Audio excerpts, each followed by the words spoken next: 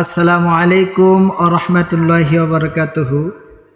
দূর থেকে কাছ থেকে এবং প্রবাস থেকে যে যেখান থেকে এই ভিডিওটা দেখছেন সবাইকে আমার পক্ষ থেকে সালাম। আসসালামু আলাইকুম ওয়া রাহমাতুল্লাহি ওয়া বারাকাতুহু। আমার ভাগিনা এখন সূরাতুল ফাতিহা তিলাওয়াত করবেন, তো আপনারা সবাই শুনবেন এবং যদি ভালো লাগে অবশ্যই আমাদের RN মিডিয়া চ্যানেলটি সাবস্ক্রাইব করে আমাদের পাশেই থাকবেন।